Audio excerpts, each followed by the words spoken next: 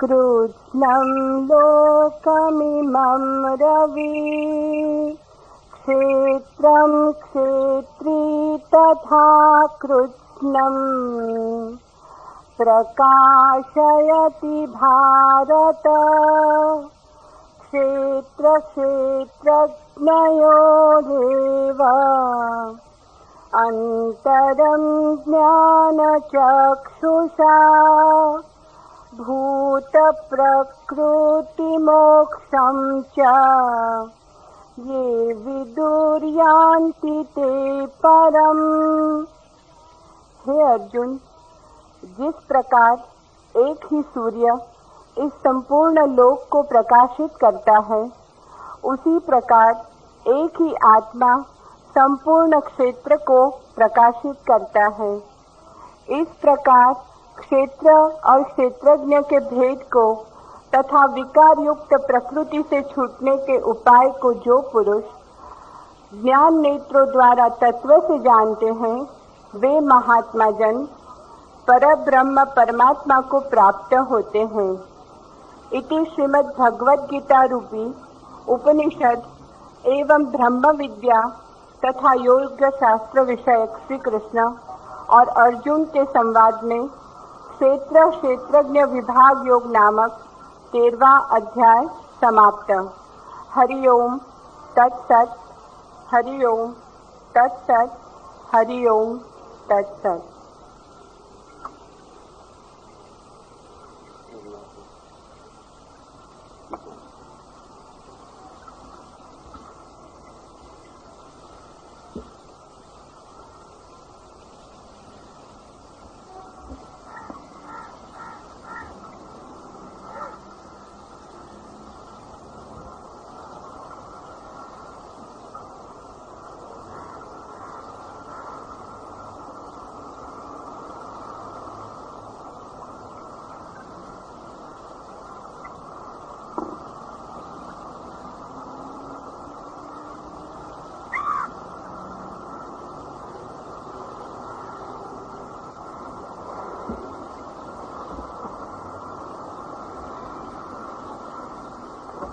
पहले कुछ प्रश्न।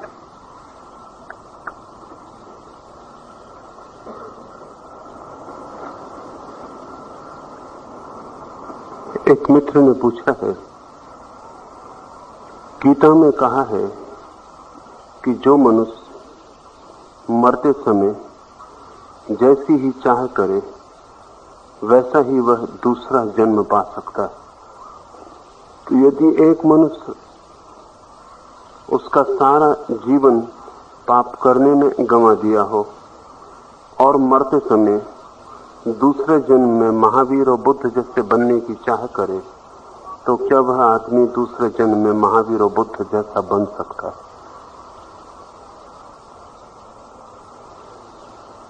निश्चित ही मरते क्षण की अंतिम चाह दूसरे जीवन की प्रथम घटना बन जाती है। जो इस जीवन में अंतिम है वो दूसरे जीवन में प्रथम बन जाता है। इसे ऐसा समझें, रात आप जब सोते हैं तो जो रात सोते समय आपका आखिरी विचार होता है वो सुबह जागते समय आपका पहला विचार बन जाता है। इसे आप प्रयोग करके जान सकते हैं। रात आखिरी विचार जब आपकी नींद उतर रही हो, जो आपके चित्त पर हो, उसे ख्याल कर लें तो सुबह आपको जैसे ही पता लगेगा कि मैं जाग गया हूं, वही विचार पहला विचार होगा। मृत्यु महानिद्रा है, बड़ी नींद है। इसी शरीर में नहीं जागते हैं, फिर दूसरे शरीर में जागते हैं, लेकिन इस जीवन का जो अंतिम विचार, अंतिम वासना है, वही दूसरे जीवन का प्रथम विचार और प्रथम वासना बन जाती है। इसलिए गीता ठीक कहती है कि अंतिम क्षण में जो विचार होगा, जो वासना होगी, वही दूसरे जीवन का कारण बन जाएगी। लेकिन अगर आपने जीवन भर पाप किया है तो अंतिम क्षण में आप बुद्ध होने का विचार कर नहीं सकते, वो असंभव। अंतिम विचार तो आपके पूरे जीवन का निचोड़ होगा। अंतिम विचार में सुविधा नहीं है आपके हाथ में कि आप कोई भी विचार कर लें। मरते क्षण में आप धोखा नहीं दे सकते, समय भी नहीं है धोखा देने के लिए। मरते क्षण में तो आपका पूरा जीवन निचोड़ के आपकी वासना बनता है। आप वासना कर नहीं सकते मरते क्षण में। तो जिस आदमी ने जीवन भर पाप किया हो, मरते क्षण में वो महापापी बनने की ही वासना कर सकता है। वो आपके हाथ में उपाय नहीं है कि आप मरते वक्त बुद्ध बनने का विचार कर लें।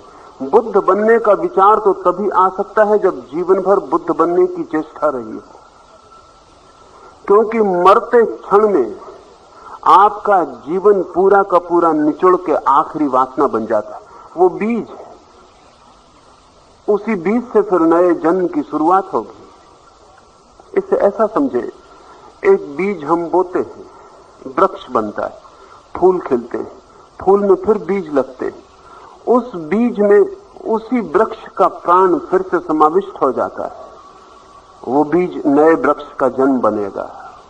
तो आपने जीवन भर जो किया है, जो सोचा है, जिस भांति आप रहे हैं, वो सब निचोड़ के आपकी अंतिम वासना का बीज बन जाता है।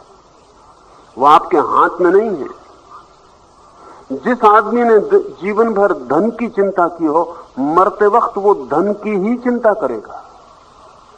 थोड़ा समझे, इससे विपरीत असंभव है, क्योंकि जिसके मन पर धन का विचार ही प्रभावी रहा हो, मरते समय जीवन भर का अनुभव, जीवन भर की कल्पना, जीवन भर की योजना, जीवन भर के स्वप्न, वो सब धक्का देंगे कि वो धन के संबंध में अंतिम विचार कर ले।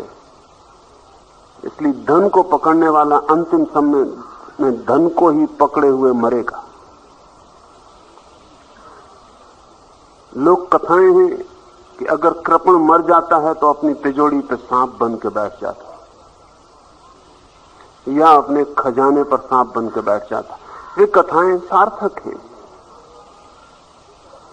इस बात की खबर है कि अंतिम क्षण में आप अपने जीवन की पूरी निचड़ी ही अवस्था को बीज बना लेंगे।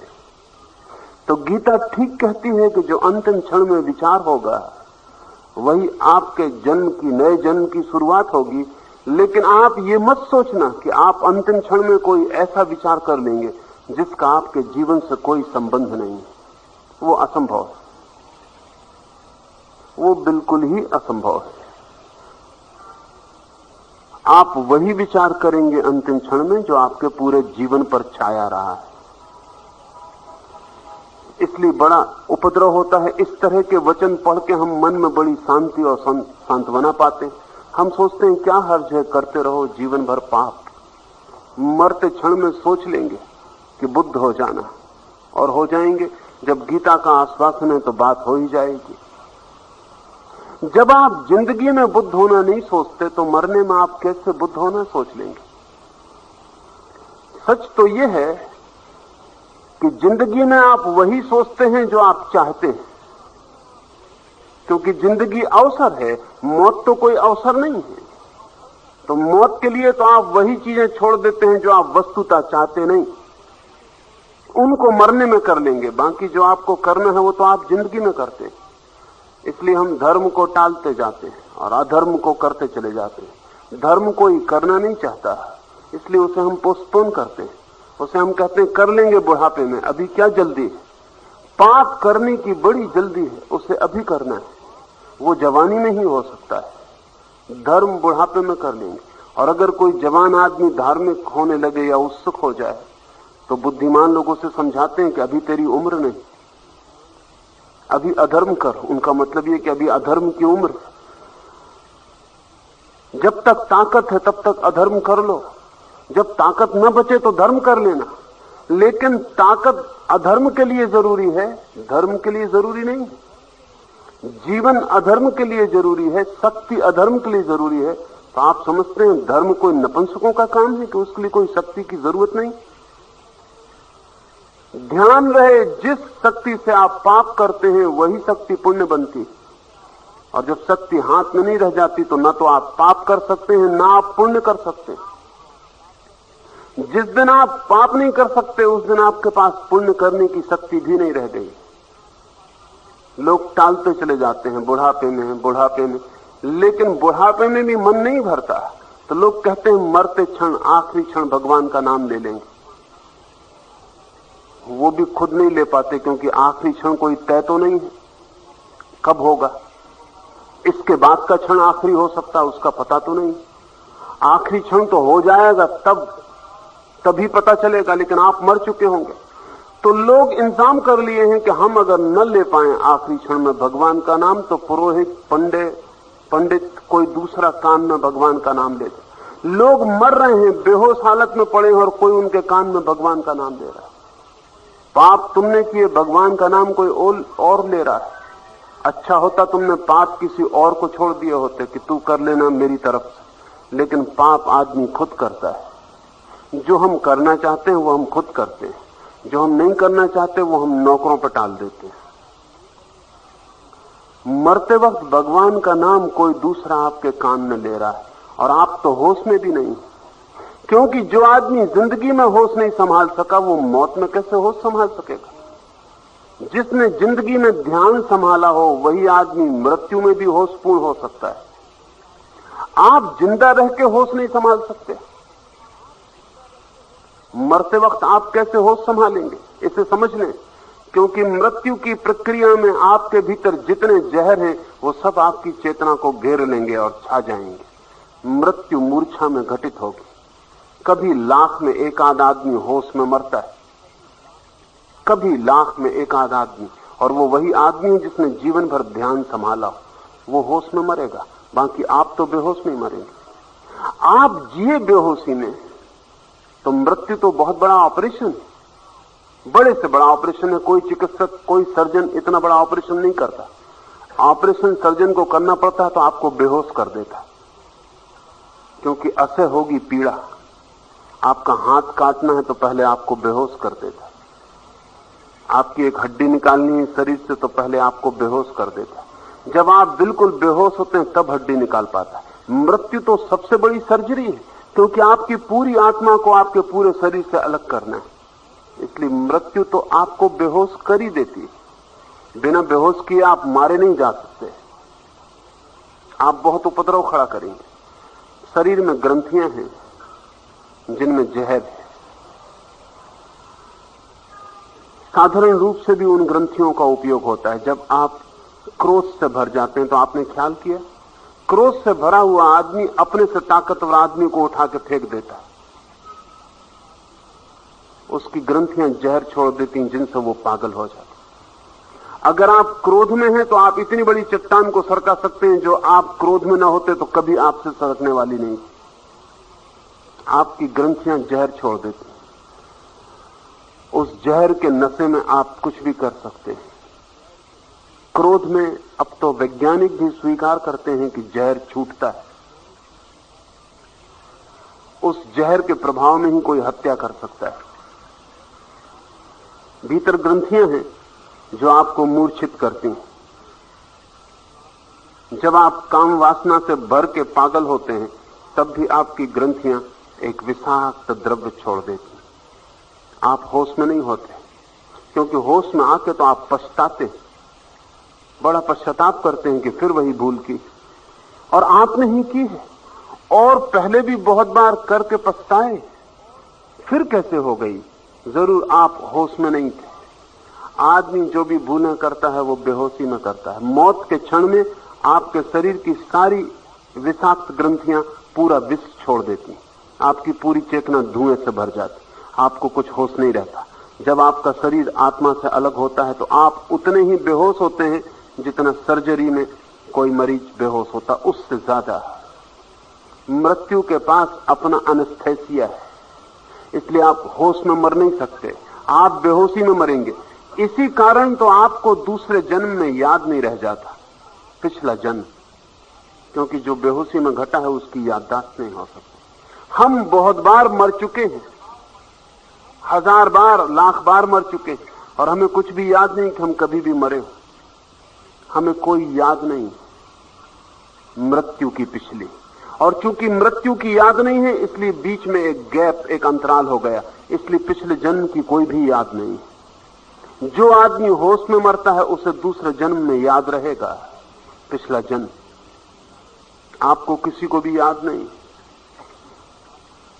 तो जो होश में ही नहीं मर सकते तो आप क्या करिएगा, क्या सोचिएगा मरते वक्त? मौत तो घटेगी बेहोशी में। मरने के पहले आप बेहोश हो गए होंगे, इसलिए आखिरी विचार तो बेहोश होगा, होश वाला नहीं होगा। तो जिंदगी भर जो आपने अपने अचेतन मन में बेहोश वासनाएं पाली, वे ही आपका बीज बनेंगे। उन्हीं के सहारे आप नई यात्रा पर निकल जाएंगे। ना तो आपको मृत्यु की कोई याद है, ना आपको जन्म की कोई याद है। आपको याद है जब आपका जन्म हुआ, कुछ भी याद नहीं है। मां के पेट में 9 महीने आप बेहोश थे, वो भी बेहोशी जरूरी, नहीं तो बच्चा जीना मुश्किल हो जाए। 9 महीने कारागृह हो जाए अगर होश हो। अगर बच्चे को होश हो तो मां के पेट में बहुत कष्ट हो जाए, वो कष्ट झेलने योग्य नहीं है, इसलिए बेहोश थे। पैदा होने के बाद भी आपको कुछ पता नहीं है क्या हुआ। जब आप गर्भ से बाहर आ रहे थे आपको कुछ भी पता है? अगर आप बहुत कोशिश करेंगे पीछे लौटने की तो 3 साल की उम्र, 2 साल की उम्र, बहुत जो जान सकते हैं, स्मृति कर सकते हैं, वो भी 2 साल से पीछे नहीं हट सकते। 2 साल तक आप ठीक होश में नहीं थे। मरने में बेहोशी, गर्भ में बेहोशी, जन्म में बेहोशी, जन्म के बाद भी बेहोशी, और जिसको आप जीवन कहते हैं वो भी करीब करीब बेहोश, उसमें भी कुछ होश नहीं। मरते क्षण में तो वही व्यक्ति अपनी वासना को होशपूर्वक निर्धारित कर सकता है जिसने जीवन भर ध्यान साधा हो। इसे हम ऐसा समझें कि छोटी मोटी बात में भी तो आपका वश नहीं है। अपने जन्म को आप निर्धारित करने में क्या करेंगे? अगर मैं आपसे कहूं कि 24 घंटे आप अशांत मत होना, इस पे भी तो आपकी मालकियत नहीं। आप कहेंगे अशांति आ जाएगी तो मैं क्या करूंगा? कोई गाली दे देगा तो मैं क्या करूंगा? 24 घंटे आपसे कहा जाए अशांत मत होना, तो इसकी भी आपकी मालकियत नहीं है। क्षुद्र सी बात, अति क्षुद्र बात है, लेकिन आप सोचते हैं कि पूरे जीवन को, नए जीवन को मैं अपनी आकांक्षा के अनुकूल डाल लूंगा। एक मन की छोटी सी तरंग भी आप संभाल नहीं सकते। अगर आपसे कहा जाए कि 24 घंटे आपके मन में ये विचार ना आए, उस विचार को भी आने से आप रोक नहीं सकते। इतनी तो गुलामी है। और सोचते हैं अंतिम क्षण में इतनी मालकियत दिखा देंगे कि पूरे जीवन को दिशा निर्धारित करना अपने हाथ में होगा। अपने हाथ से जरा भी तो कुछ निर्णय नहीं हो पाता, जरा सा भी संकल्प पूरा नहीं होता, सब जगह हारे हुए हैं। लेकिन इस तरह के विचार सांत्वना देते हैं। उससे आदमी सोचता है कि ये चले जाओ पाप, आखिरी क्षण में संभाल लेंगे। अगर संभालने की ही ताकत है तो अभी संभालने में क्या तकलीफ है? अगर बुद्ध जैसे होने की ही बात है तो अगले जन्म पर टालना क्यों? अभी हो जाने में कौन बाधा डाल रहा है? अगर तुम्हारे ही हाथ में है बुद्ध होना तो अभी हो जाओ। लेकिन तुम भली भांति जानते हो कि अपने हाथ में नहीं दिखता, तो टालते हैं। इससे मन में राहत बनी रहती है कि कोई फिक्र नहीं, आज नहीं तो कल हो जाएंगे, कल नहीं तो परसों हो जाएंगे, और हम बहते चले जाते हैं मूर्छा में। मरते क्षण में आपको कोई होश होने वाला नहीं। जिस व्यक्ति को मरते क्षण में होश रखना हो, उसे जीवित क्षण को होश के लिए उपयोग करना होगा। और इसके पहले कि असली मृत्यु घटे, आपको ध्यान में मरने की कला सीखनी होगी। ध्यान मृत्यु की कला है, वो मरने की तरकीब है अपने हाथ। जब शरीर अपने आप मरेगा तब हो सकता है इतनी सुविधा भी ना हो, वो घटना इतनी नई होगी कि आप मुश्किल में पड़ जाएंगे। उस वक्त होश संभालना अति अड़चन का होगा। ध्यान में आप मर के पहले ही देख सकते हैं। ध्यान में आप शरीर को छोड़ सकते हैं और शरीर से अलग हो सकते हैं। जो व्यक्ति ध्यान में मृत्यु को साधने लगता है वो मृत्यु के आने के बहुत पहले मृत्यु से भली भांति परिचित हो जाता है। उसने मर के देख ही लिया है, अब मृत्यु के पास नया कुछ भी नहीं है। और जो व्यक्ति अपने को अपने शरीर से अलग करके देख लेता है, मृत्यु फिर उसे बेहोश करने की आवश्यकता नहीं मानती, फिर कोई जरूरत नहीं है। ऐसा हुआ कि 1908 में काशी के नरेश का एक ऑपरेशन हुआ पेट का, लेकिन काशी के नरेश ने कहा कि मैं कोई बेहोशी की दवा लेने को तैयार नहीं। अपेंडिसाइटिस का ऑपरेशन था, डॉक्टरों ने कहा कि मुश्किल मामला है, बेहोश तो करना ही पड़ेगा, क्योंकि इतनी असह्य पीड़ा होगी कि अगर आप हिल गए, चिल्लाने लगे, रोने लगे, भागने लगे तो हम क्या करेंगे, सारा खतरा हो जाएगा, जीवन को खतरा है। लेकिन नरेश ने कहा कि बिल्कुल चिंता मत करें, मुझे सिर्फ मेरी गीता पढ़ने दें, मैं अपनी गीता पढ़ता रहूंगा, आप ऑपरेशन करते रहना। कोई उपाय नहीं था, नरेश लेने को राजी नहीं था बेहोशी की कोई दवा, और ऑपरेशन एकदम जरूरी था। अगर ऑपरेशन ना हो तो भी मौत हो जाए तो फिर ये खतरा लेना उचित मालूम पड़ा। जब बिना ऑपरेशन के भी मौत हो जाएगी तो एक खतरा लेना उचित है, ऑपरेशन करके देख लिया जाए। ज्यादा से ज्यादा मौत ही होगी जो कि निश्चित है, लेकिन संभावना है कि बच भी जाए। ये पहला मौका था चिकित्सा के इतिहास में कि इतना बड़ा ऑपरेशन बिना किसी बेहोशी की दवा के किया गया। काशी नरेश अपनी गीता का पाठ करते रहे, ऑपरेशन हो गया, ऑपरेशन पूरा हो गया, कोई कहीं अड़चन ना हुई। चिकित्सक बहुत हैरान हुए, जो अंग्रेज डॉक्टर, जो सर्जन ये ऑपरेशन किया था, वो तो चमत्कृत हो गया। उसने कहा कि आप किए क्या, क्योंकि इतनी असह्य पीड़ा। तो काशी नरेश ने कहा कि मैं ध्यान करता रहा कृष्ण के वचनों का कि न शरीर के काटे जाने से आत्मा कटती, न छेदे जाने से छिदती, न जलाए जाने से जलती। बस मैं एक ही भाव में डूबा रहा कि मैं अलग हूं, मैं करता नहीं हूं, भोगता नहीं हूं, मैं सिर्फ साक्षी हूं।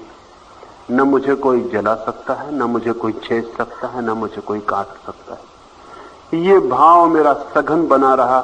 तुम्हारे औजारों की खटपट मुझे सुनाई पड़ती रही, लेकिन ऐसे जैसे कहीं दूर फासले पर सब हो रहा है। पीड़ा भी थी, लेकिन दूर, जैसे मैं उससे अलग खड़ा हूं। मैं देख रहा हूं जैसे पीड़ा किसी और को घटित हो रही है।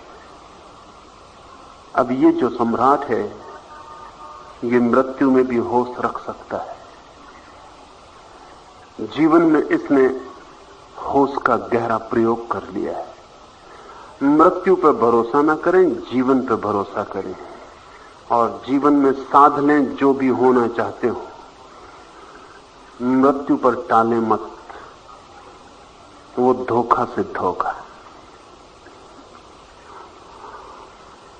जो भी क्षण हाथ में है उनका उपयोग करें, और अगर बुद्धत्व को पाना है तो इसी घड़ी उसके श्रम में लग जाएं, क्योंकि बुद्धत्व कोई ऐसी बच्चों जैसी बात नहीं कि आप सोच लेंगे और हो जाएगी। बहुत श्रम करना होगा, बहुत साधना करनी होगी, और तभी अंतिम क्षण में वो बीज बन जाएगा और नया जन्म उस बीज के मार्ग से अंकुरित हो सकता है।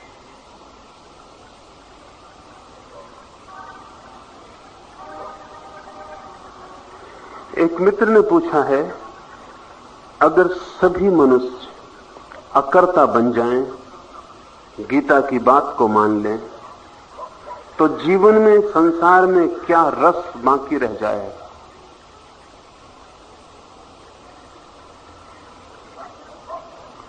अभी क्या रस है जीवन में?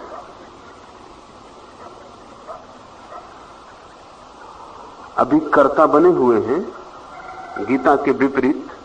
अभी क्या रस है जीवन में? और अगर जीवन में रस ही है तो गीता को पढ़ने की जरूरत क्या है? गीता को सुनने की क्या जरूरत है? अगर जीवन में रस ही है तो धर्म की बात ही क्यों उठानी? परमात्मा और मोक्ष और ध्यान और समाधि का चर्चा ही क्यों चलाना?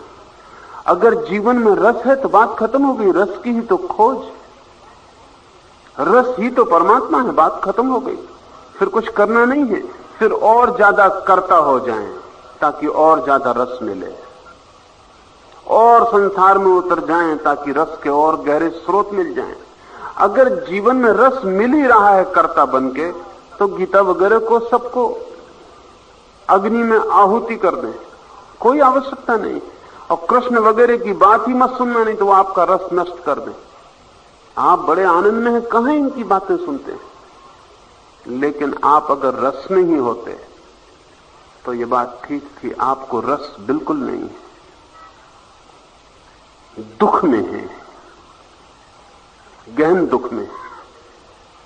हां, रस की आशा बनाए हुए, जब भी हैं तब दुख में है, और रस भविष्य में। संसार में जरा भी रस नहीं, सिर्फ भविष्य की आशा में रस है। जहां है वहां तो दुखी है, लेकिन सोचते हैं कि कल एक बड़ा मकान बनेगा और वहां आनंद होगा। जितना है उसमें तो दुखी है, लेकिन सोचते हैं कल ज्यादा हो जाएगा और बड़ा रस आएगा। कल कुछ होगा जिससे रस घटित होने वाला है। कल की आशा में आज के दुख को हम बिताते हैं। वो कल कभी नहीं आता, कल होता ही नहीं। जो भी है वो आज है। संसार आशा है, उस आशा में रस है। डर लगता होगा कि अगर साक्षी हो जाएंगे तो फिर रस खो जाएगा, क्योंकि साक्षी होते ही भविष्य खो जाता है, वर्तमान ही रह जाता है। इसलिए सवाल तो बिल्कुल सही है। संसार में रस नहीं है जो खो जाएगा, क्योंकि संसार में रस होता तब तो धर्म की कोई जरूरत ही नहीं। संसार में दुख है, इसलिए धर्म पैदा हो सका है। संसार में बीमारी है, इसलिए धर्म की चिकित्सा खोजी जा सकी। अगर संसार स्वास्थ्य है तो धर्म तो बिल्कुल निष्प्रयोजन है। बर्ट्रैंड रसल ने ठीक कहा है। उसने कहा है कि दुनिया में धर्म तब तक रहेगा जब तक दुख है। इसलिए अगर हमको धर्म को मिटाना है तो दुख को मिटा देना चाहिए। वो ठीक कहता है, लेकिन दुख मिट नहीं सकता। 5000 साल का इतिहास तो हमें ज्ञात। आदमी दुख को मिटाने की कोशिश कर रहा है, और एक दुख मिटा भी लेता है तो 10 दुख पैदा हो जाते हैं। पुराने दुख मिट जाते हैं तो नए दुख आ जाते हैं, लेकिन दुख नहीं मिटता। निश्चित ही 1000 साल पहले दूसरे दुख थे, आज दूसरे दुख हैं, कल दूसरे दुख होंगे। हिंदुस्तान में एक तरह का दुख है, अमेरिका में दूसरे तरह का दुख है, रूस में तीसरे तरह का दुख है, लेकिन दुख नहीं मिटता। जमीन पर कोई भी समाज आज तक ये नहीं कह सका कि हमारा दुख मिट गया, अब हम आनंद में। कुछ व्यक्ति जरूर कह सके कि हमारा दुख मिट गया और हम आनंद में, लेकिन वे व्यक्ति वही हैं जिन्होंने धर्म का प्रयोग किया है। आज तक धर्म से रहित व्यक्ति ये नहीं कह सका कि मैं आनंद में हूं, वो दुख में ही है। रसल ठीक कहता है, धर्म को मिटाना हो तो दुख को मिटा देना चाहिए। मैं भी राजी हूं, लेकिन दुख अगर मिट सके तब। दो संभावनाएं, दुख मिट जाए तो धर्म मिट जाए, एक संभावना। एक दूसरी संभावना है कि धर्म आ जाए तो दुख मिट जाए। रसल पहली बात से राजी है, मैं दूसरी बात से राजी हूं। दुख मिट नहीं सकता, लेकिन धर्म आ जाए तो दुख मिट सकता है। धर्म तो चिकित्सा है, वो तो जीवन से दुख के जो जो कारण हैं उनको नष्ट करना है। जिस कारण से हम दुख पैदा कर लेते हैं जीवन में, उस कारण को तोड़ देना है। वो कारण है कर्ता का भाव, वो कारण है कि मैं कर रहा हूं, वही दुख का मूल है। अहंकार, मैं हूं, वही दुख का मूल है। उसे तोड़ते से ही दुख विलीन हो जाता है और आनंद की वर्षा शुरू हो जाती। ये मित्र कहते हैं जीवन में रस क्या रह जाएगा। जीवन में रस है ही नहीं, पहली बात। पर दूसरी बात सोचने जैसी, भविष्य का जो रस है वो जरूर खो जाएगा। साक्षी के लिए कोई भविष्य नहीं। इसे थोड़ा समझें। समय के हम 3 विभाजन करते हैं, अतीत, वर्तमान, भविष्य। वो समय के विभाजन नहीं। समय तो सदा वर्तमान, समय का तो एक ही टेंस है, प्रेजेंट। अतीत तो सिर्फ स्मृति है मन की, वो कहीं है नहीं। और भविष्य केवल कल्पना है मन की, वो भी कहीं है नहीं। जो समय है वो तो सदा वर्तमान है। आपने कभी अतीत से कोई मिलना हुआ कि भविष्य से कोई मिलना हुआ? जब भी मिलना होता है तो वर्तमान से होता है। आप सदा अभी और यहीं, हियर एंड नाउ होते हैं। ना तो आप पीछे होते हैं ना आगे होते हैं। हाँ, पीछे का ख्याल आप में हो सकता है, वो आपके मन की बात है। और आगे का ख्याल भी हो सकता है, वो भी मन की बात है। अस्तित्व वर्तमान है, मन अतीत और भविष्य। एक और मजे की बात है, अस्तित्व वर्तमान है सदा, और मन कभी वर्तमान नहीं है। मन कभी अभी और यही नहीं होता। इसे थोड़ा सोचें। अगर आप पूरी तरह से यही होने की कोशिश करें, इसी क्षण में भूल जाएं सारे अतीत को जो हो चुका वो अब नहीं है, भूल जाएं सारे भविष्य को जो अभी हुआ नहीं, सिर्फ यहीं रह जाएं वर्तमान में, तो मन समाप्त हो जाएगा। क्योंकि मन को या तो अतीत चाहिए दौड़ने के लिए पीछे, स्मृति, या भविष्य चाहिए, स्पेस चाहिए, जगह चाहिए। वर्तमान में जगह ही नहीं है। वर्तमान का क्षण इतना छोटा है कि मन को फैलने की जरा भी जगह नहीं है। क्या करिएगा? अगर अतीत छीन लिया, भविष्य छीन लिया, तो वर्तमान में मन को करने को कुछ भी नहीं बचता। इसलिए ध्यान की एक गहनतम प्रक्रिया है, और वो है वर्तमान में जीना। तो ध्यान अपने आप फलित होने लगता है, क्योंकि मन समाप्त होने लगता है। मन बच ही नहीं सकता। समय सिर्फ वर्तमान है, मन है अतीत और भविष्य। अगर आप साक्षी होंगे तो वर्तमान में हो जाएंगे, भविष्य और अतीत दोनों खो जाएंगे। क्योंकि साक्षी तो उसी के हो सकते हैं जो है। अतीत के क्या साक्षी होंगे जो है ही नहीं? भविष्य के क्या साक्षी होंगे जो अभी होने को है? साक्षी तो उसी का हुआ जा सकता है जो है।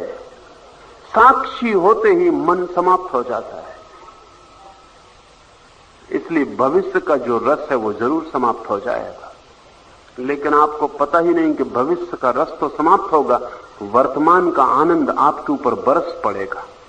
और भविष्य का रस तो केवल आश्वासन है झूठा, वो कभी पूरा नहीं होता। इससे इस तरह सोचे, अगर आप 50 साल के हो गए हैं तो ये 50 साल की उम्र आज से 10 साल पहले भविष्य थी। और 10 साल पहले आपने सोचा होगा न मालूम क्या क्या आनंद आने वाला है। अब तो वो सब आप देख चुके हैं, वो अभी तक आनंद आया नहीं। बचपन से आदमी सोचता है कल कल कल, और एक दिन मौत आ जाती और आनंद नहीं आता। लौट कर देखें, कोई एकाध क्षण आपको ऐसा ख्याल आता है जिसको आप कह सकें वो आनंद था, जिसको आप कह सकें कि उसके कारण मेरा जीवन सार्थक हो गया, जिसके कारण आप कह सकें कि जीवन के सब दुख झेलने योग्य थे, क्योंकि वो एक आनंद का कण भी मिल गया तो सब दुख चुक गए, कोई नुकसान नहीं हुआ।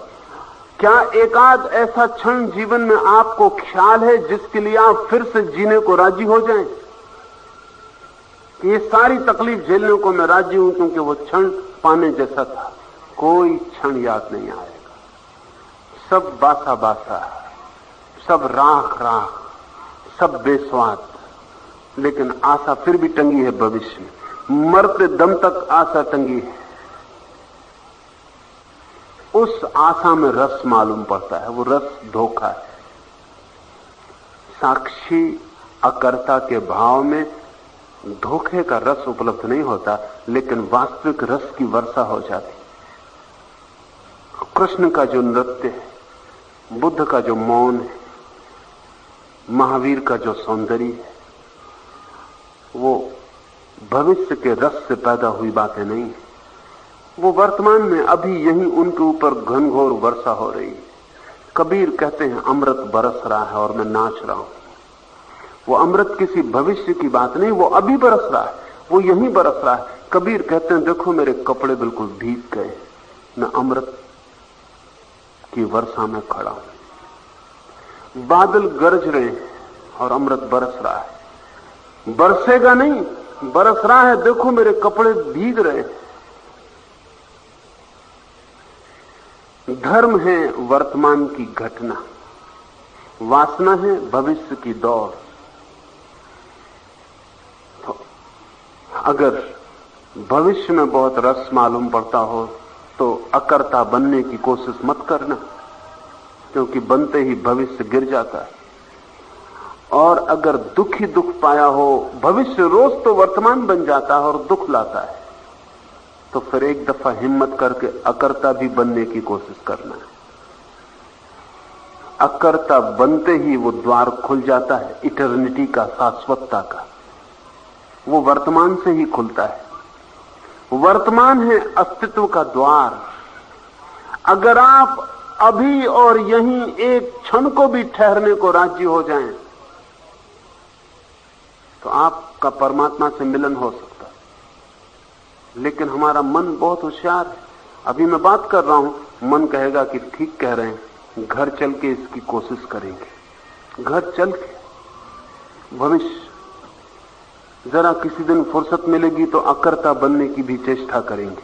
भविष्य जो अभी हो सकता है उसको हम कल पे टाल के वंचित हो जाते हैं। लेकिन रस तो केवल उन्हीं लोगों ने जाना है जो वर्तमान में प्रविष्ट हो गए हैं। बाकी लोगों ने सिवाय दुख के और कुछ भी नहीं जाना। बुद्ध के जीवन में उल्लेख है, बुद्ध को सभी सुख उपलब्ध थे जो आप खोज सकते हैं, लेकिन सभी सुख उपलब्ध होने में एक बड़ा खतरा हो जाता है, और वो खतरा यह हो जाता है कि भविष्य की आशा नहीं रह जाती। दुख में एक सुविधा है, भविष्य में आशा रहती। जो कार आप चाहते हैं वो कल मिल सकती है, आज अभी नहीं मिल सकती। श्रम करेंगे, पैसा जुटाएंगे, चोरी करेंगे, बेईमानी करेंगे, कुछ उपाय करेंगे, कल समय चाहिए। जो मकान आप बनाना चाहते हैं वक्त लेगा। लेकिन बुद्ध पे एक मुसीबत हो गई, एक अभिशाप जो वरदान सिद्ध हुआ। उनके पास सब था, इसलिए भविष्य का कोई उपाय न रहा। जो भी था वो था। महल बड़े से बड़े उनके पास थे, स्त्रियां सुंदर से सुंदर उनके पास थी, धन जितना हो सकता था उनके पास था। जो भी हो सकता था उस जमाने में, श्रेष्ठतम सुंदरतम, वो सब उनके पास था। बुद्ध मुश्किल में पड़ गए, क्योंकि आशा का कोई उपाय न रहा। होप समाप्त हो गई। इससे बड़ा मकान नहीं हो सकता, इससे सुंदर स्त्री नहीं हो सकती, इससे ज्यादा धन नहीं हो सकता। बुद्ध की तकलीफ यह हो गई कि उनके पास सब था, इसलिए भविष्य गिर गया और दुख दिखाई पड़ गया कि सब दुख। वो भाग खड़े हुए। ये बड़े मजे की बात है। सुख में से लोग जाग गए, भाग गए, और दुख में लोग चलते चले जाते। सुख में लोग इसलिए भाग खड़े होते हैं कि दिखाई पड़ जाता है कि अब और तो कुछ हो नहीं सकता, जो हो सकता था वो हो गया और कुछ हुआ नहीं, और भीतर दुख ही दुख है। भविष्य कुछ है नहीं, आशा बनती नहीं, आशा टूट जाती। आशा के सब सेतु गिर गए। बुद्ध भाग गए। जब बुद्ध भाग रहे हैं तो उनका सारथी उनसे कहता है कि आप क्या पागलपन कर रहे हैं। सारथी गरीब आदमी है, उसको अभी आशाएं, वो प्रधान सारथी भी हो सकता है, वो सम्राट का सारथी हो सकता है, अभी राजकुमार का सारथी, अभी बड़ी आशाएं हैं। वो बुद्ध को कहता है कि मैं बूढ़ा आदमी हूं, मैं तुम्हें समझाता हूं, तुम गलती कर रहे हो, तुम नासमझी कर रहे हो, तुम अभी यौवन की भूल में हो, लौट चलो। इतने सुंदर महल कहां मिलेंगे, इतनी सुंदर पत्नियां कहां मिलेंगी, इतना सुंदर पुत्र कहां पाओगे, तुम्हारे पास सब कुछ है, तुम कहां भागे जा रहे हो। वो सारथी और बुद्ध के बीच जो बातचीत है, वो सारथी गलत नहीं कहता, वो अपने हिसाब से कहता है। उसको अभी आशाओं का जाल आगे खड़ा है। ये महल उसे भी मिल सकते हैं भविष्य में, ये सुंदर स्त्रियां वो भी पा सकता है। अभी दौड़ कायम है। उसे बुद्ध बिल्कुल नासमझ मालूम पड़ते हैं कि लड़का बिल्कुल नासमझ, ये बच्चों जैसी बात कर रहा है। जहां जाने के लिए सारी दुनिया कोशिश कर रही है, वहां से ये भाग रहा है। आखिरी क्षण में भी वो कहता है कि एक बार मैं तुमसे फिर कहता हूं लौट चलो, महलों में वापस लौट चलो। तो बुद्ध कहते हैं तुझे महल दिखाई पड़ते हैं क्योंकि तू उन महलों में नहीं है, मुझे वहां सिर्फ आग की लपटें और दुख दिखाई पड़ता है क्योंकि मैं वहां से आ रहा हूं, मैं उनमें रह के आ रहा हूं, तू उनके बाहर है, इसलिए तुझे कुछ पता नहीं है, तू मुझे समझाने की कोशिश मत कर। बुद्ध महल छोड़ देते हैं और 6 वर्ष तक बड़ी कठिन तपश्चर्या करते हैं परमात्मा को, सत्य को, मोक्ष को पाने की। लेकिन 6 वर्ष की कठिन तपश्चर्या में भी न मोक्ष मिलता, न परमात्मा मिलता, न आत्मा मिलती। बुद्ध की कथा बड़ी अनूठी है। 6 वर्ष वो जो भी कहा जाता है करते, जो भी साधना पद्धति बताई जाती है करते, उनसे गुरु घबराने लगते हैं। अक्सर शिष्य गुरु से घबराते हैं क्योंकि गुरु जो कहता है वो नहीं कर पाते। लेकिन बुद्ध से गुरु घबराने लगते हैं। गुरु उनको कहते हैं कि बस जो भी हम सिखा सकते थे सिखा दिया और तुमने सब कर लिया। और बुद्ध कहते हैं आगे बताओ क्योंकि अभी कुछ भी नहीं हुआ। तो वो कहते हैं अब तुम कहीं और जाओ। जितने गुरु उपलब्ध थे बुद्ध सबके पास घूम के सबको थका डालते हैं। 6 वर्ष बाद निरंजना नदी के किनारे वो वृक्ष के नीचे थक के बैठे। ये थकान बड़ी गहरी। एक थकान तो महलों की थी कि महल व्यर्थ हो गए थे। महल तो व्यर्थ हो गए थे क्योंकि महलों में कोई भविष्य नहीं था। इसे थोड़ा समझें बारीक। महलों में कोई भविष्य नहीं था, सब था पास में, आगे कोई आशा नहीं थी। जब उन्होंने महल छोड़े तो आशा फिर बंद गई, भविष्य खुला हो गया। अब मोक्ष, परमात्मा, आत्मा, शांति, आनंद, इनके भविष्य की मंजिलें बन गई। अब वो फिर दौड़ने लगे। वासना ने फिर गति पकड़ ली। अब वो साधना कर रहे थे लेकिन वासना जग गई क्योंकि वासना भविष्य के कारण जगती। वासना है मेरे और भविष्य के बीच जोड़। अब वो फिर दौड़ने लगे। ये 6 वर्ष तपश्चर्या के वर्ष वासना के वर्ष थे। मोक्ष पाना था और आज मिल नहीं सकता, भविष्य में था। इसलिए सब कठोर उपाय किए लेकिन मोक्ष नहीं मिला क्योंकि मोक्ष तो तभी मिलता है जब दौड़ सब समाप्त हो जाती। वो भीतर का शून्य तो तभी उपलब्ध होता है या पूर्ण तभी उपलब्ध होता है जब सब वासना गिर जाती। ये भी वासना थी कि ईश्वर को पालूं, सत्य को पालूं। जो चीज भी भविष्य की मांग करती है वो वासना है। ऐसा समझ लें कि जिस विचार के लिए भी भविष्य की जरूरत है वो वासना है। तो बुद्ध उस दिन थक गए। ये थकान दोहरी थी। महल बेकार हो गए, अब साधना भी बेकार हो गई। अब वो वृक्ष के नीचे थक के बैठे थे। उस रात उनको लगा अब करने को कुछ भी नहीं बचा। महल जान लिए, साधना की पद्धतियां जान ली, कहीं कुछ पाने को नहीं है। ये थकान बड़ी गहरी उतर गई, कहीं कुछ पाने को नहीं। इस विचारने की कहीं कुछ पाने को नहीं है स्वभावतः दूसरे विचार को भी जन्म दिया कि कुछ करने को नहीं। इसे थोड़ा समझ लें। जब कुछ पाने को नहीं है तो करने को क्या बचता है? जब तक पाने को है तब तक करने को बचता है। बुद्ध को लगा कि अब कुछ न पाने को है न कुछ करने को है। वो उस रात खाली बैठे रह गए उस वृक्ष के नीचे। नींद कब आ गई उन्हें पता नहीं। सुबह जब रात का आखिरी तारा डूबता था तब उनकी आंखें खुली। आज कुछ भी करने को नहीं था। न महल, न संसार, न मोक्ष, न आत्मा, कुछ भी करने को नहीं था। उनकी आंखें खुली, भीतर कोई वासना नहीं थी। आज उन्हें यह भी ख्याल नहीं था कि उठ के कहां जाऊं, उठ के क्या करूं, उठने का भी क्या प्रयोजन है। आज कोई बात ही बाकी न रही थी। वो थे, आखिरी डूबता हुआ तारा था, सुबह का सन्नाटा था, निरंजना नदी का तट था और बुद्ध को ज्ञान उपलब्ध हो गया। जो साधना से न मिला, दौड़ के न मिला, वो उस सुबह रुक जाने से मिल गया। कुछ किया नहीं और मिल गया। कुछ कर नहीं रहे थे उस क्षण में। क्या हुआ? उस क्षण में वो साक्षी हो गए। जब कोई करता नहीं होता तो साक्षी हो जाता है, और जब तक कोई करता होता है तब तक साक्षी नहीं हो पाता।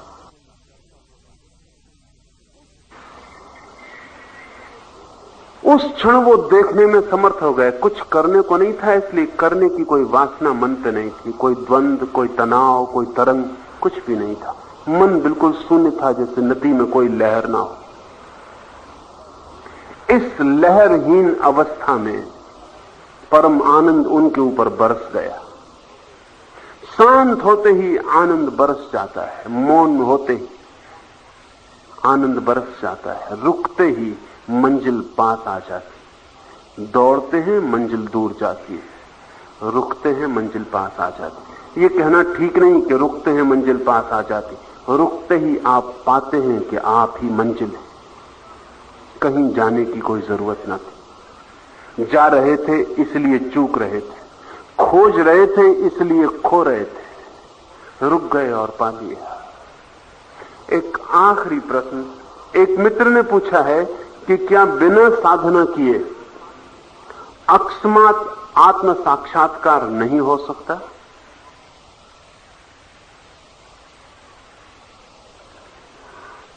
कठिन है सवाल, लेकिन जो मैं अभी कह रहा था उससे जोड़ के समझेंगे तो आसान हो जाएगा। क्या अकस्मात आत्म साक्षात्कार नहीं हो सकता? पहली तो बात, जब भी आत्म साक्षात्कार होता है तो अकस्मात ही होता है। जब भी आत्मा का अनुभव होता है तो अकस्मात ही होता है। लेकिन इसका मतलब आप ये मत समझना कि उसके लिए कुछ भी करना नहीं पड़ता है। आपके करने से नहीं होता, लेकिन आपका करना जरूरी है। इसे ऐसा समझें कि आपको किसी मित्र का नाम भूल गया है और आप बड़ी चेष्टा करते हैं याद करने की, और जितनी चेष्टा करते हैं उतनी कुछ याद नहीं आता, और ऐसा भी लगता है कि बिल्कुल जबान पर रखा है। आप कहते भी कि बिल्कुल जबान पर रखा है। अब जबान पर ही रखा है तो निकाल क्यों नहीं देते? लेकिन पकड़ में नहीं आता, और जितनी कोशिश पकड़ने की करते हैं उतना ही बचता है, भागता है। और भीतर कहीं एहसास भी होता है कि मालूम, ये भी एहसास होता है कि अभी आ जाएगा, और फिर भी पकड़ में नहीं आता। फिर आप थक जाते हैं, फिर आप थक के बगीचे में जाके गड्ढा खोदने लगते हैं, या उठा के अखबार पढ़ने लगते हैं, या सिगरेट पीने लगते हैं, या रेडियो खोल देते हैं, या कुछ भी करने लगते हैं, या लेट जाते हैं। और थोड़ी देर में अचानक जैसे कोई बबूले की तरह वो नाम उठ के आपके ऊपर आ जाता है, और आप कहते हैं कि देखो मैं कहता था जबान पर रखा है, अब आ गया।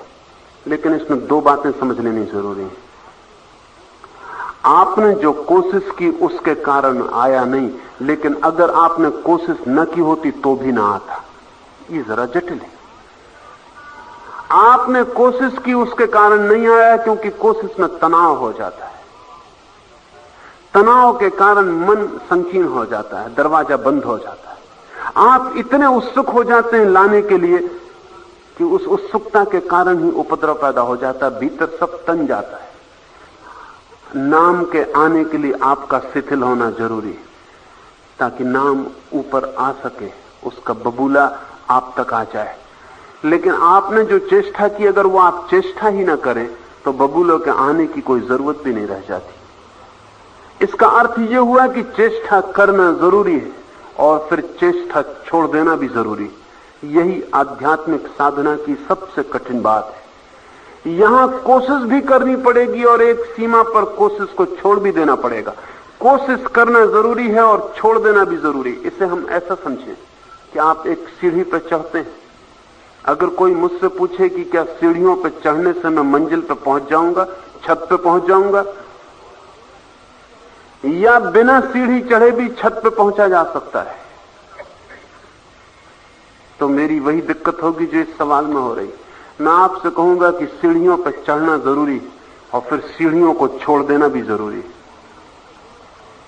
सीढ़ी पे बिना चढ़े कोई भी छत पे नहीं पहुंच सकता, और कोई सीढ़ियों पे ही चढ़ता रहे और सीढ़ियों पे ही रुका रहे तो भी छत पे नहीं पहुंच सकता। सीढ़ियों पे चढ़ना होगा, और एक जगह आएगी जहां सीढ़ियां छोड़कर छत पे जाना होगा। आप कहें कि जिस सीढ़ी पे हम चढ़ रहे थे उसी पे चढ़ते रहेंगे, तो फिर आप छत पे कभी नहीं पहुंच पाएंगे। सीढ़ियों पे चढ़ो भी और सीढ़ियों को छोड़ भी दो। आध्यात्मिक साधना सीढ़ियों जैसी है, उस पर चढ़ना भी जरूरी है, उससे उतर जाना भी जरूरी है। उदाहरण के लिए, अगर आप कोई जप का प्रयोग करते हैं, राम का जप करते हैं, तो ध्यान रहे जब तक राम का जप न छूट जाए तब तक राम से मिलन ना होगा। लेकिन छोड़ तो वही सकता है जिसने किया हो। कुछ ना समझ कहते हैं कि तब तो ठीक ही है, हम अच्छी हालत में, छोड़ने की कोई जरूरत नहीं क्योंकि हमने कभी किया ही नहीं। वो सीढ़ी के नीचे खड़े हैं, छोड़ने वाला सीढ़ी के ऊपर से छोड़ेगा। उन दोनों के तलों में फर्क है।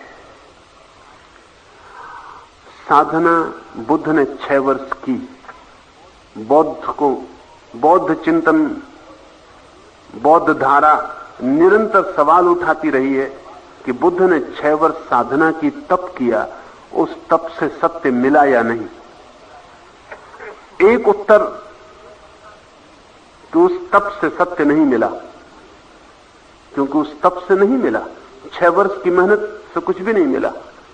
मिला तो तब जब तप छोड़ दिया। तो एक वर्ग है बौद्धों का जो कहता है कि बुद्ध को तप से कुछ भी नहीं मिला, इसलिए तप व्यर्थ है। लेकिन जो ज्यादा बुद्धिमान वर्ग है वो कहता है तप से नहीं मिला, लेकिन फिर भी जो मिला वो तप पर आधारित है, वो तप के बिना भी नहीं मिलेगा। आप जाके बैठ जाएं निरंजना नदी के किनारे, वो झाड़ अभी भी लगा हुआ है। आप ऐसी जाके मजे से उसके नीचे बैठ जाएं, सुबह आखिरी तारा अब भी डूबता है।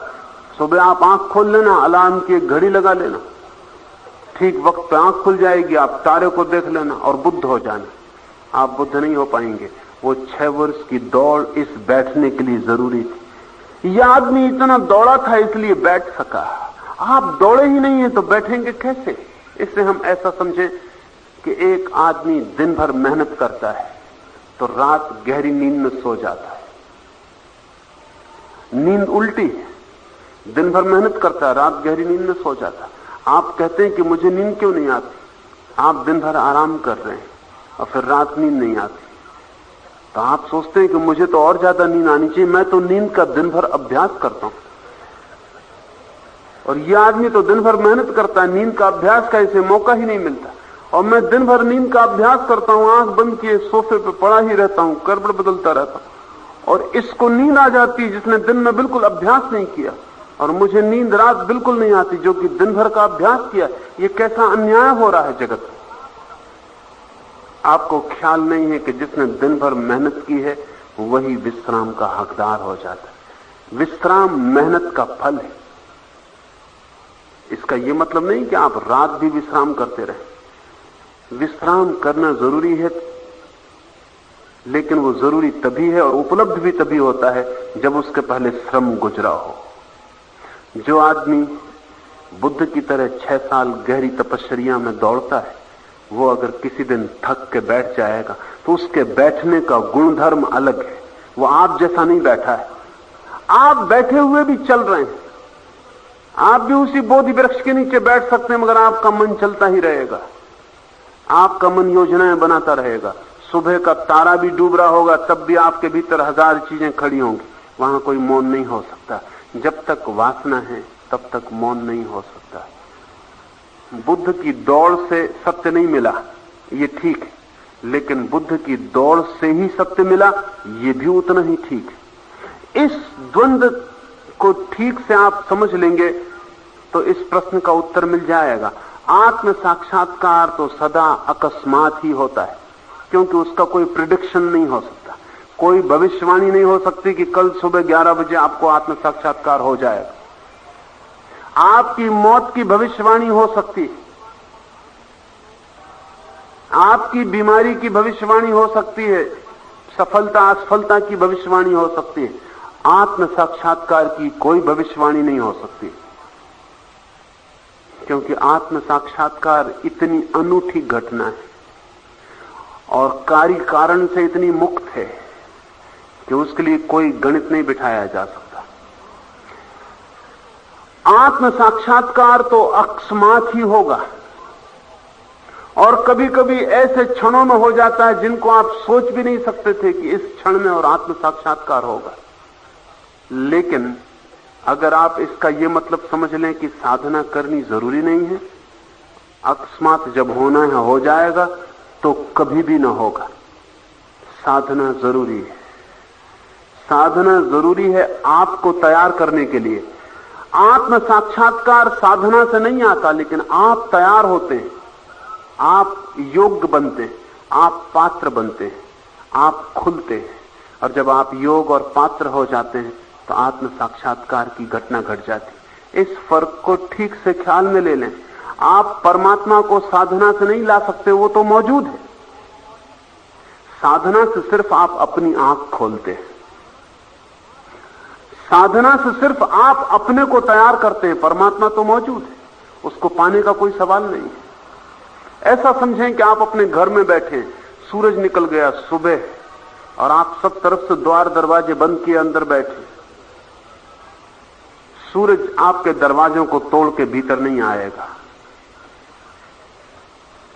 लेकिन दरवाजे पर उसकी किरणें रुकी रहेंगी। आप चाहें कि जाके बाहर सूरज की रोशनी को गठरी में बांध के भीतर ले आएं, तो भी आप न ला सकेंगे। गठरी भीतर आ जाएगी, रोशनी बाहर की बाहर रह जाएगी। लेकिन आप एक काम कर सकते हैं कि दरवाजे खुले छोड़ दें और सूरज भीतर चला आएगा। न तो सूरज को जबरदस्ती भीतर लाने का कोई उपाय है, और न सूरज जबरदस्ती अपनी तरफ से भीतर आता है। आप क्या कर सकते हैं? एक मजेदार बात है, आप सूरज को भीतर तो नहीं ला सकते, लेकिन बाहर रोक सकते हैं। आप दरवाजा बंद रखें तो भीतर नहीं आएगा, आप दरवाजा खोल दें तो भीतर आएगा। ठीक परमात्मा ऐसा ही मौजूद है। और जब तक आप अपने विचारों में बंद, अपने मन से घिरे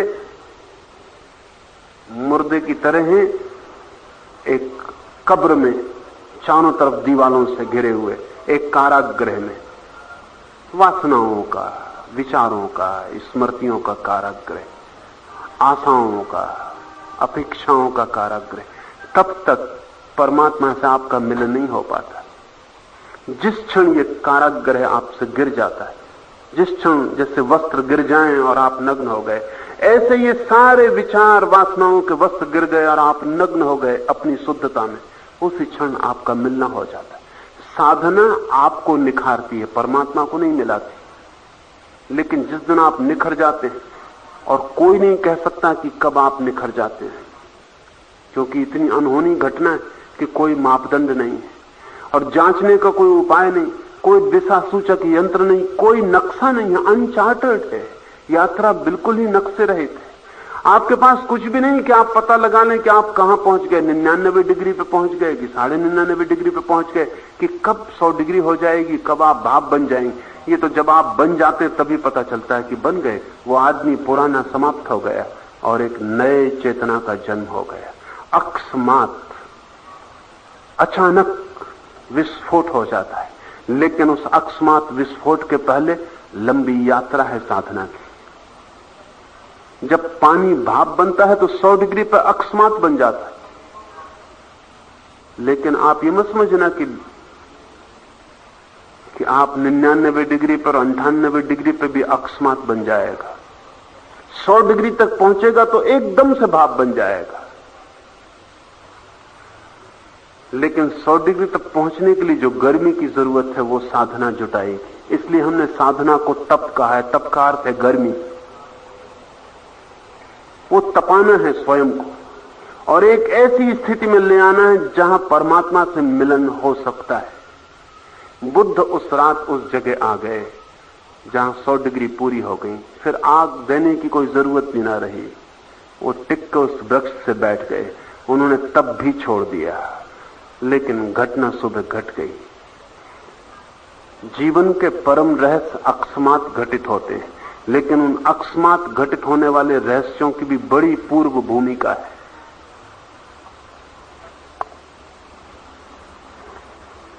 अब हम सूत्र को लें। हे अर्जुन, जिस प्रकार एक ही सूर्य इस संपूर्ण लोक को प्रकाशित करता है, उसी प्रकार एक ही आत्मा संपूर्ण क्षेत्र को प्रकाशित करता है।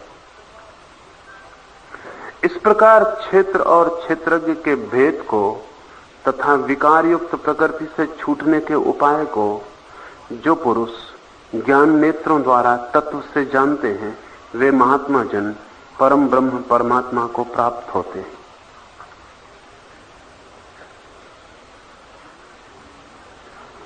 रविन्द्रनाथ ने लिखा है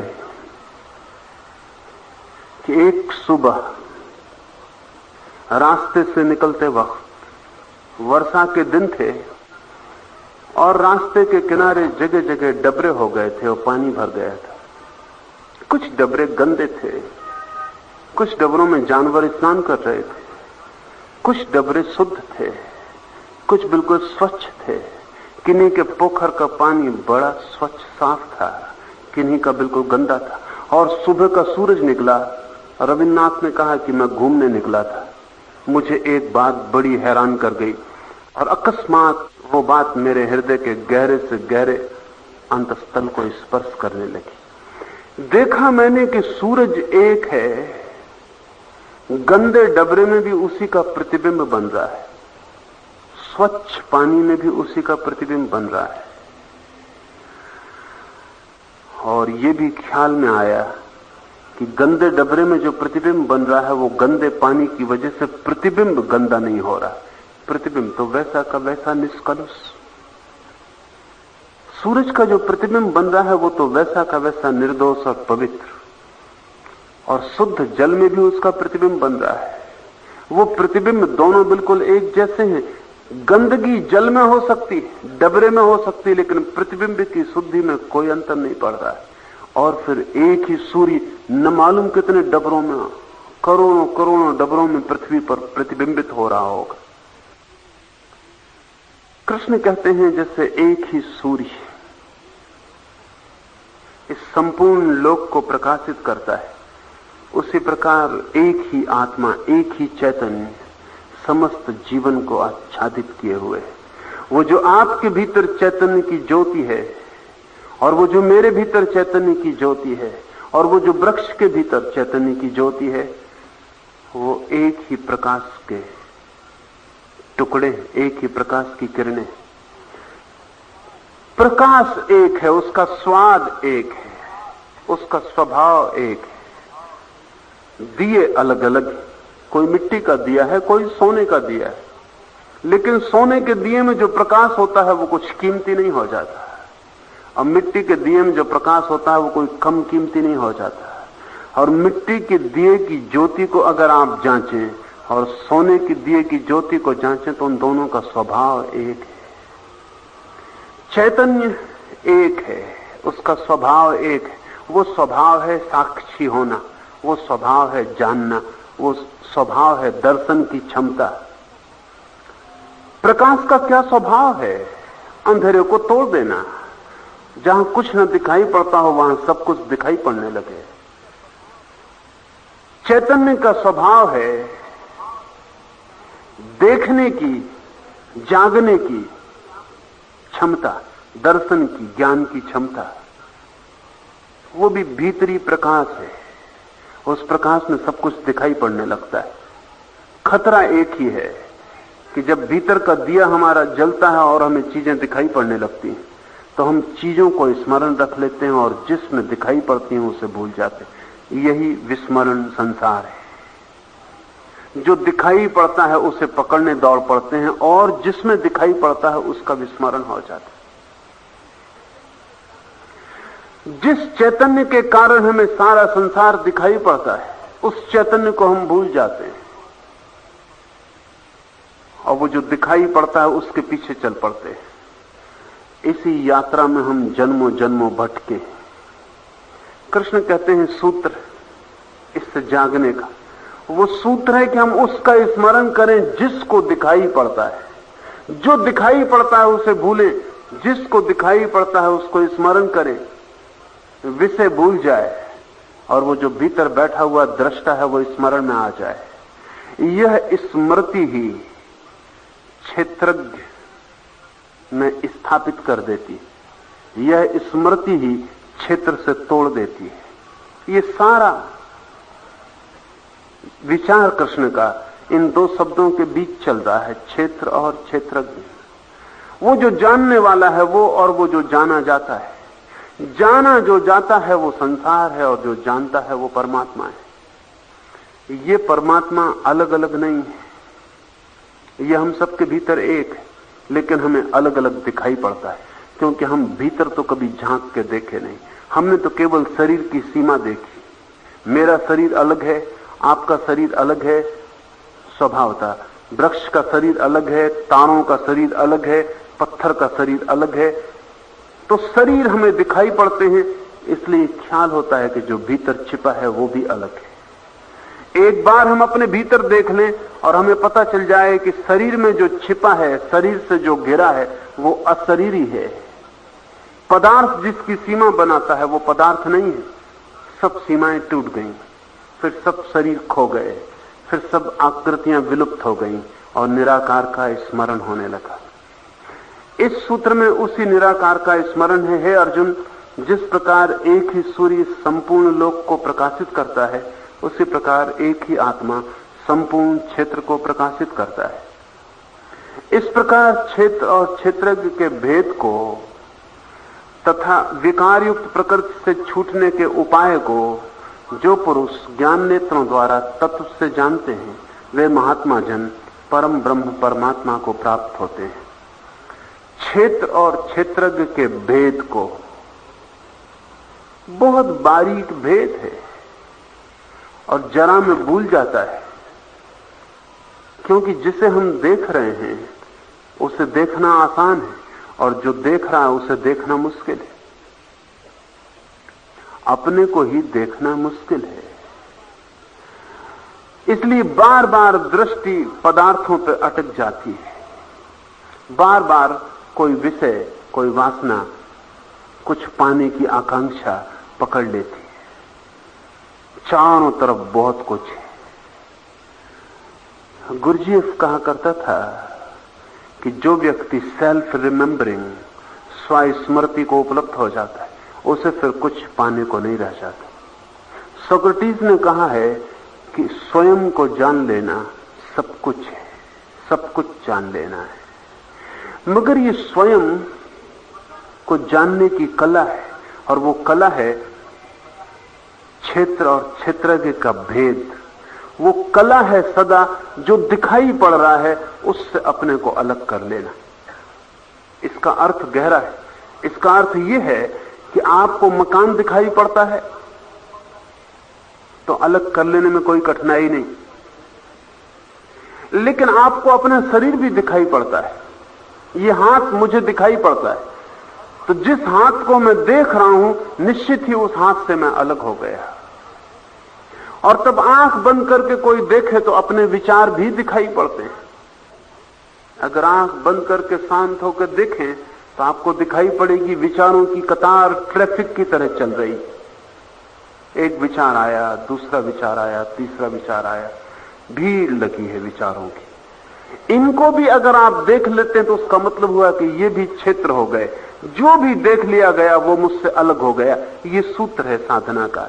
जो भी मैं देख लेता हूं वो मैं नहीं हूं, और मैं उसकी तलाश करता रहूंगा जिसको मैं देख नहीं पाता और हूं।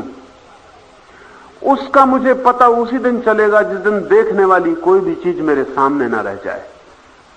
संसार से आंख बंद कर लेनी बहुत कठिन नहीं। आंख बंद हो जाती, संसार बंद हो जाता, लेकिन संसार के प्रतिबिंब भीतर छूट गए हैं, वो चलते रहते हैं।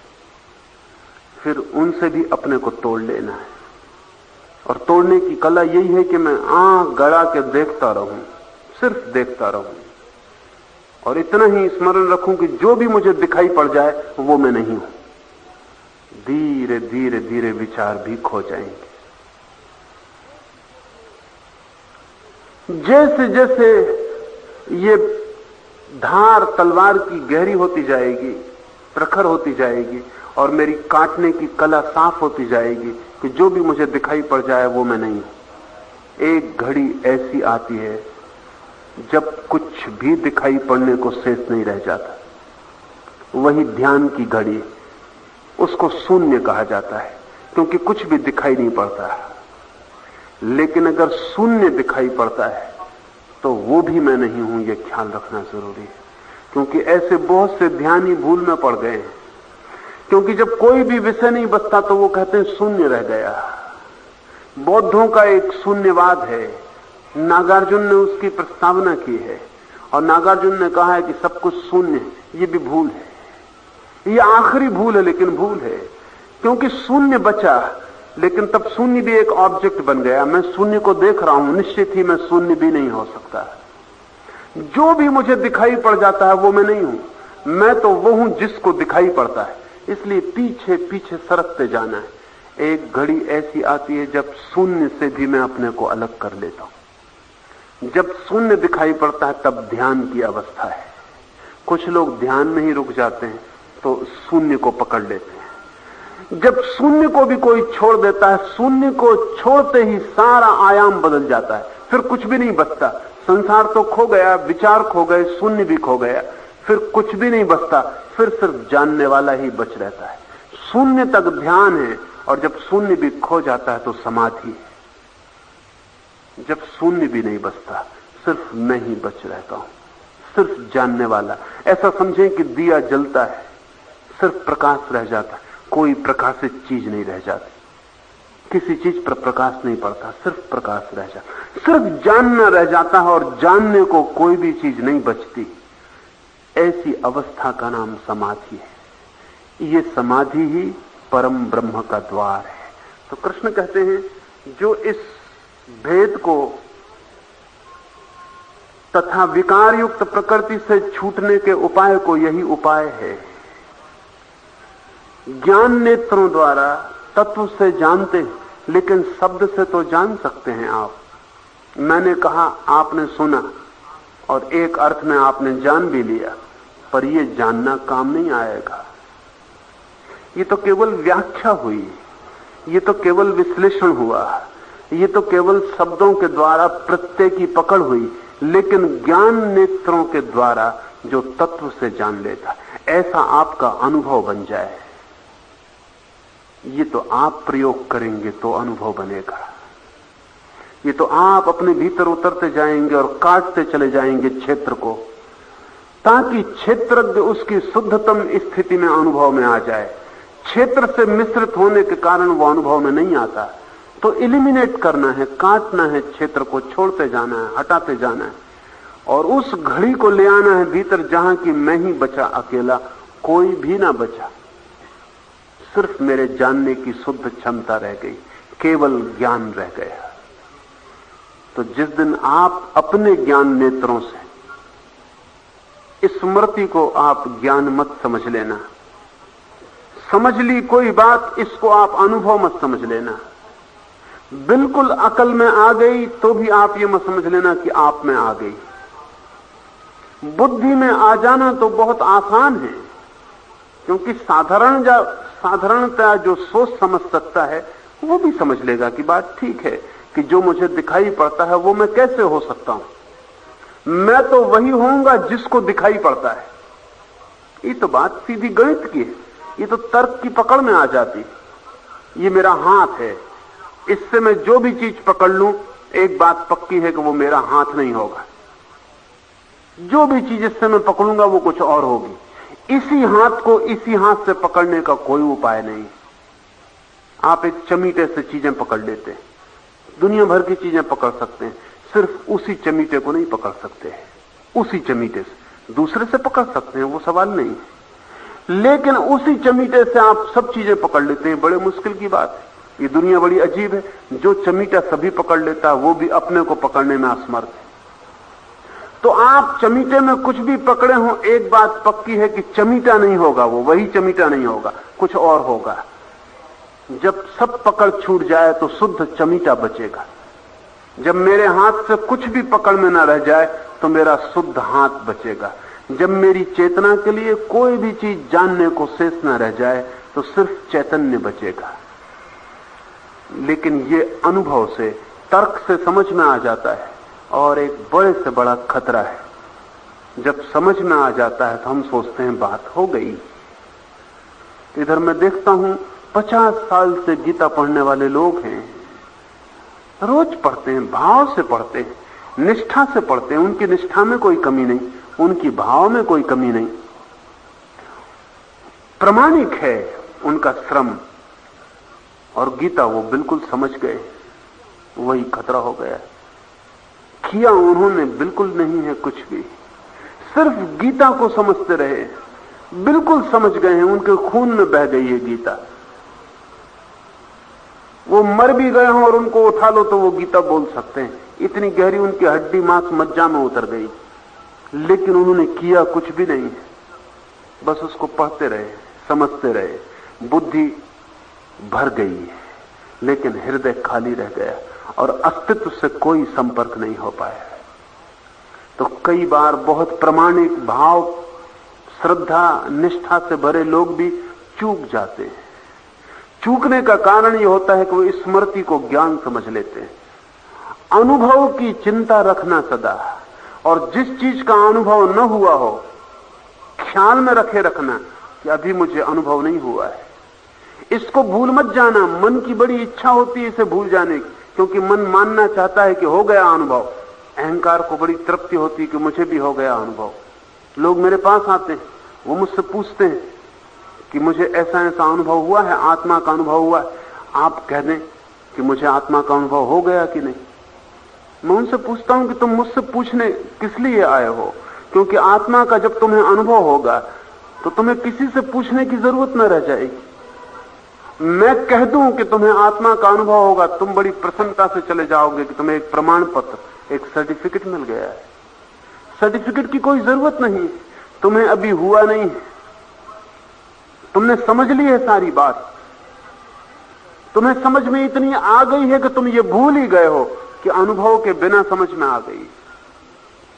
अनुभव को निरंतर स्मरण रखना जरूरी है। इसलिए कृष्ण कहते हैं जिनको अपने ही ज्ञान नेत्रों से तत्व का अनुभव होता है वे महात्मा जन, और यहां वो तत्क्षण उनके लिए महात्मा का उपयोग करते हैं। अनुभव आपको महात्मा बना देता है, उसके पहले आप पंडित हो सकते हैं। पंडित उतना ही अज्ञानी है जितना कोई और अज्ञानी। फर्क थोड़ा सा है कि अज्ञानी शुद्ध अज्ञानी है और पंडित इस भ्रांति में है कि वो अज्ञानी नहीं है। इतना ही फर्क है कि पंडित के पास शब्दों का जाल है और अज्ञानी के पास शब्दों का जाल नहीं है। पंडित को भ्रांति है कि वो जानता है और अज्ञानी को भ्रांति नहीं है ऐसी। अगर ऐसा समझें तब तो अज्ञानी बेहतर हालत में है, क्योंकि उसका जानना कम से कम सच्चाई के करीब है। पंडित खतरे में है। इसलिए उपनिषद कहते हैं कि अज्ञानी तो भटकते हैं अंधकार में, ज्ञानी महाअंधकार में भटक जाते हैं। वो इन्हीं ज्ञानियों के लिए कहते हैं। ये तो बड़ा उल्टा सूत्र मालूम पड़ता है। उपनिषद के सूत्र को समझने में बड़ी जटिलता हुई, क्योंकि सूत्र कहता है अज्ञानी तो भटकते हैं अंधकार में, ज्ञानी महाअंधकार में भटक जाते। तो फिर तो बचने का कोई उपाय ही ना रहा। अज्ञानी भी भटकेंगे और ज्ञानी और बुरी तरह भटकेंगे, तो फिर बचेगा कौन? बचेगा अनुभवी। अनुभवी बिल्कुल तीसरी बात है। अज्ञानी वो है जिसे शब्दों का, शास्त्रों का कोई पता नहीं, और ज्ञानी वो है जिसे शब्दों और शास्त्रों का पता है, और अनुभवी वो है जिसे शास्त्रों और शब्दों का नहीं, जिसे सत्य का ही स्वयं पता है, जहां से शास्त्र और शब्द पैदा होते हैं। शास्त्र तो प्रतिध्वनि है, किसी को अनुभव हुए सत्य की, वो प्रतिध्वनि है। और जब तक आपको ही अपना अनुभव ना हो जाए सभी शास्त्र झूठे रहेंगे। आप गवाह जब तक ना बन जाएं, जब तक आप ना कह सकें कि ठीक गीता वही कहती है जो मैंने भी जान लिया है, तब तक गीता आपके लिए असत्य रहेगी।